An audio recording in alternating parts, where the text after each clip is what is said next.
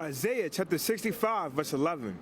But ye are they that forsake the Lord, that forget my holy mountain, that prepare a table for that troop.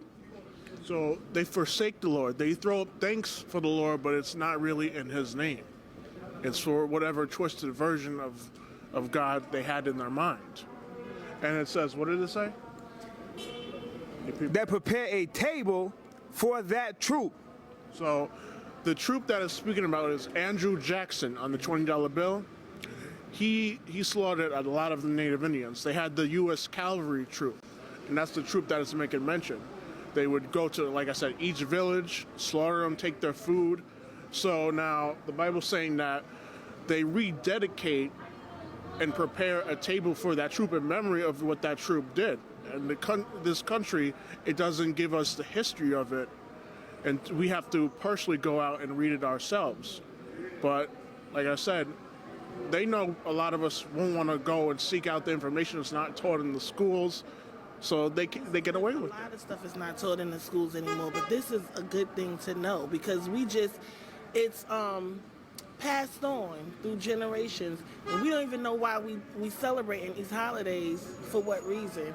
So people come up with their own beliefs of what they're celebrating it for. Because when I was celebrating it, I came up with my own beliefs. I got a reason to be thankful, so I'm celebrating Thanksgiving. They trick you with the name, Thanksgiving. And no, it's just thanks to our God for you giving us the land by force. Well, that's really taking it, but you had no other reason, no other choice but to give us the land after we wiped out, all the Native Indians, and there was a few left. They basically had a party. They would even establish the whole party in the middle of that village. Can you imagine all the Native Indians dead on the ground? And they're just like, all right, we'll get up the savages. And then they call them savages. You know what Native Indian means?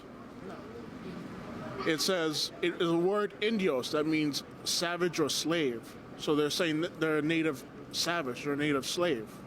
A lot of the nationalities, the ethnic names for our race is actually a mockery of what they named us. Now, let me ask you, do you believe we're programmed by doing this custom? By doing it so long, them not telling us the real information, that we just do it, we get used to it? It's sort of like robotic. Like, it's just, like I said, even like everything you do repetitively without even thinking about it, like you have to question yourself, why do you do what you do? Like even going to church, like different things, why do you have to have a reason to do what you do? And that's sort of the reason why I didn't want to celebrate Thanksgiving, even Christmas. Why do we do these things? Now Christmas, that's a whole nother topic in itself. We'll get to that later down the line. But I want to ask, if you knew your true culture, your true identity, heritage, like, for instance, we'd be too powerful. Say that again. We'd be too powerful. We would be too powerful. We don't know our culture because we were taken from our homes. So we don't know our history. If you don't know your history, you can't tell where you're going. So